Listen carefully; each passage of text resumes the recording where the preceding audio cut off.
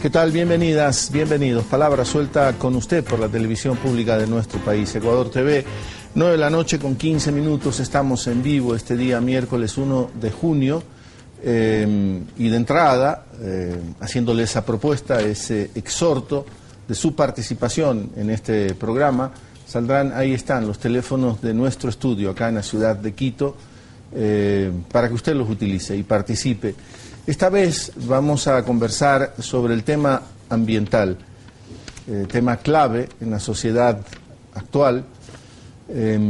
Habían pronósticos que hablaban de determinados números de años que en su momento parecían muchísimos, cuando nuestra naturaleza podía llegar a saturarse en virtud del modelo de desarrollo, el gran auge industrial. Hecho un chequeo después de un cierto número de años, la cuestión tiende a acortarse si no somos capaces de frenar ciertos hábitos, ciertas costumbres que son la fuente suscitadora de este enorme desperdicio y la enorme contaminación. Hemos ya asistido, estamos viviendo en cada uno de nuestros países, en cada una de nuestras ciudades, en el agro, el cambio climático. Eso no es una especulación, es una realidad que ya nos ha invadido. Por eso el tema ambiental tiene esa permanente importancia hoy. Y también por eso un grupo, el Centro Ecuatoriano de Derecho Ambiental, que yo podría decir en virtud de esta publicación también, Ecuador Ambiental 1996-2011, un recorrido propositivo. Este grupo surgió de la PUCE, Pontificia Universidad Católica del Ecuador. La mayoría de ellas y ellos son abogados. Y este grupo convocó a una reunión que se desarrolló entre ayer, 31 de mayo, y hoy, 1 de junio, con dos participantes de ese encuentro que se llamó El Derecho y las Políticas Ambientales más allá del papel, retos y desafíos futuros para su aplicación. Dos personas participaron, mejor dicho, de los participantes, dos personas están aquí. La una, abogada también, ecuatoriana, de la Católica de Quito, también con maestrías en otras áreas, pero siempre enfocada en el tema ambiental, María Amparo Albán. Entre los exponentes, expositores que vinieron de afuera, abogado, qué coincidencia, de Córdoba, Argentina, pero hoy con residencia en Chile, Guillermo Acuña, experto también en este tema, y vino a hablar de la resolución número 10 o el artículo número 10 de la Declaración de Río, que habla sobre el derecho a la comunicación para estar bien informados y esa información permita nuestra participación activa en los temas ambientales. Bienvenida, María. Muchas gracias por la invitación. A ustedes, gracias por estar aquí, a ti también, Guillermo. Muy amable, Javier. Bueno, ¿cómo les fue? ¿Ya concluyó el encuentro? Sí, bueno, concluyó esta tarde con el último panel. Tuvimos el día de ayer una mesa redonda durante la tarde. Ajá. Y el día de hoy hemos tenido dos paneles en la mañana y dos en la tarde, con distintos temas, todos de la temática ambiental. Y el enfoque del evento es mirar cuáles son los retos que tiene la sociedad civil frente a la aplicación de las normas que en Ecuador sabemos atravesamos por un momento histórico con una constitución muy llena de preceptos y principios ambientales que ponen un desafío muy grande para su aplicación, así como la cumbre próxima del 2012 de Río más 20, que es el aniversario de los 20 años de la Declaración de Río y de una oleada muy importante a nivel internacional de regulación y discusión sobre los temas ambientales. María Albán, reitero, María, tú como abogada planteas en un trabajo que he leído precisamente en este libro que, bueno, podemos modificar la Carta Constitucional, la ley fundamental del Estado. Al modificarla hay una serie de consecuencias en otras normas secundarias que luego hay que vigilar, hay que estar atentos, hay que diseñarlas bien para que su aplicación se materialice. En esa etapa estamos en el Ecuador.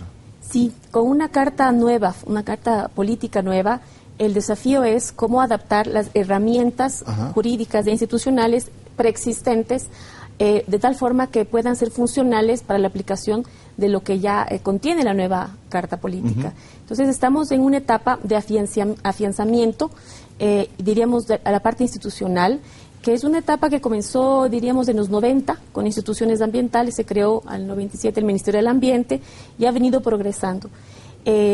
Arrancamos desde el 83, ya nos empezamos 83 tuvimos una ley, Sí. la ley en el 80 tuvimos la ley forestal, que ya marcó un camino, digamos, de trabajo del Estado frente a la protección del medio ambiente con áreas de conservación. Pero diríamos que el impulso más grande se dio justamente como un efecto de lo que pasó en Río de Janeiro, ¿no? A partir del 92, los países de la región comenzamos a regular temas provenientes de la discusión, tanto de la Agenda 21 para el desarrollo como de los principios de Río, todo sobre principios que el Estado debe salvaguardar en la aplicación justamente para proteger el medio ambiente. Ahora, de todas maneras, la Constitución 2008, que es la que tenemos en vigencia, la Constitución de Montecristi, tiene esta declaración de otorgarle derechos a la naturaleza. ¿Qué lectura hacías tú? Ya tienes algunos años en este trabajo, desde esa experiencia tuya, sobre esta proclama de entregarle derechos a la naturaleza. Bueno, fue un evento bastante atrevido en el sentido de innovación, porque la verdad es que la mayoría de juristas son muy conservadores en cuanto a innovar en materia jurídica, ¿no?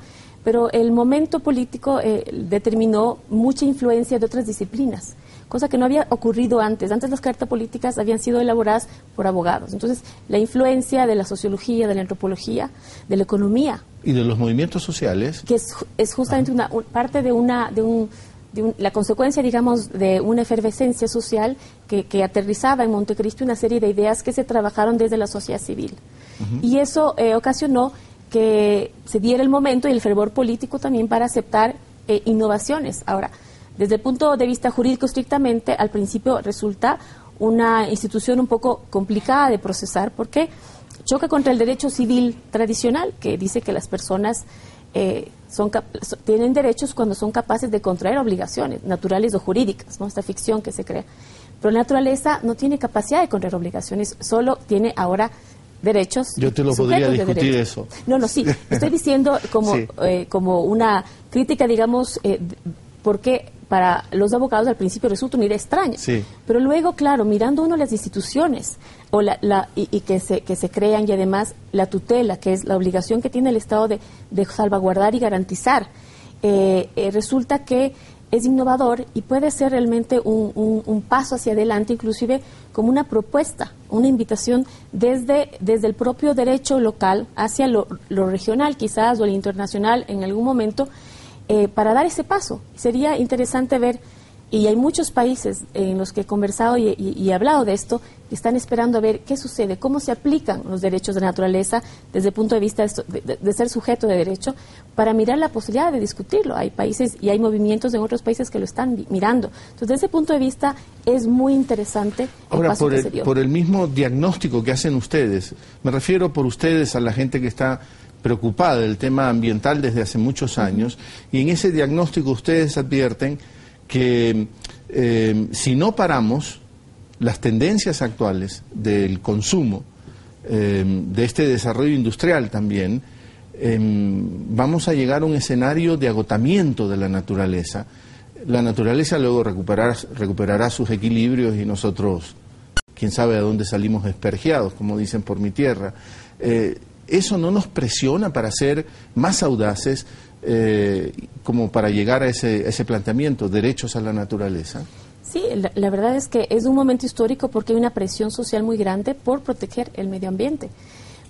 Y yo diría que es una presión en dos sentidos. La una por garantizar los derechos a la naturaleza, pero también la otra es por la aplicación de los derechos. Porque si no logramos una institucionalidad funcional a estos derechos, que logre operativizar estos derechos, vamos a tener derechos en el papel, pero en la práctica no van a ser posible de implementarse, y lo cual sería una pena. Entonces, ciertamente los análisis que hemos hecho y muchos de los abogados que tenemos en la organización coincidimos en que no solo se debe trabajar la parte sustantiva, es decir, el concepto y el derecho en sí mismo, sino también la aplicación, la parte adjetiva, los procedimientos y sobre todo el sistema de aplicación de justicia ambiental, que es una rama muy particular ahora y que se está hablando de que sea además una rama independiente, un tribunal ambiental, un juzgado ambiental, donde se procesen estas acciones, que son acciones diferentes a las tradicionales del derecho civil o las del derecho administrativo, porque salvaguardan intereses tanto privados como públicos. Entonces es necesaria también una reforma en la administración de justicia. Eso es lo que se plantea desde lo óptimo, ¿no? Hay muchos países que ya han trabajado esto. Costa Rica, por ejemplo, tiene tribunales ambientales, procesan la acción ambiental de forma independiente dentro del sistema.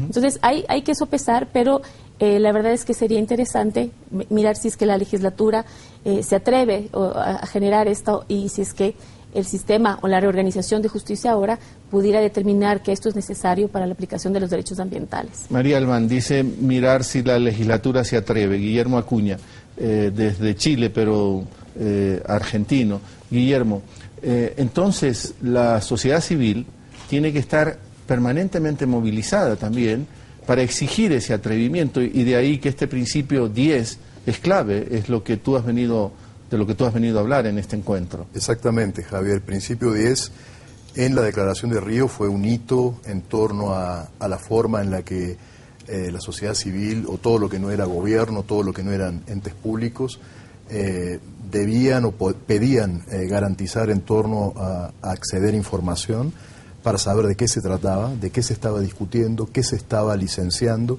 qué se estaba autorizando, y para ello contar con una participación adecuada. Pareciera que el principio 10 está concatenado entre si no hay una adecuada información, la participación no puede darse tampoco adecuadamente, y por lo tanto el principio 10 fue recogido en numerosas legislaciones de América Latina y el Caribe, que es el área donde nosotros estamos trabajando. Y es allí donde queda plasmado en muchas legislaciones: mecanismos de participación ciudadana, veedurías, audiencias públicas, es decir, formas de participación que garantizan, dan una mirada desde una democracia complementaria en torno a la democracia representativa, es decir, hay un aporte de la sociedad civil que no sustituye a los mecanismos tradicionales de participación, sino que complementa. La sociedad civil opina, da su opinión. Ahora, la participación muchas veces está dando señales en esa efervescencia, y yo diría a veces una cierta impaciencia social en torno a temas que no son abordados, ¿no? Y ello genera a veces tensiones, tensiones que pueden llegar a niveles un poco críticos, y justamente nuestro argumento es que apoyando y favoreciendo los derechos de acceso a la información, a la participación, se evitan estas tensiones, hacen que los procesos de licenciamiento, por ejemplo, sean más fluidos, más claros, más transparentes, y que todos los involucrados puedan tener la oportunidad de expresar su punto de vista.